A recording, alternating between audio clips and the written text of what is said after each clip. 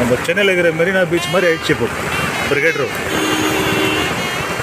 அதனால நம்ப முடியாது, இவர் மட்டும் தான் இங்கே நிம்மதியாக நிற்கிறாரு. அடுத்தது ஒருத்தர் சந்தில் உட்காந்துக்கிறாரு. நேற்று இவர் நீங்கள் நிற்கும் போது இந்த மழை தண்ணி இன்னைக்கு சுத்தமாக இல்லை.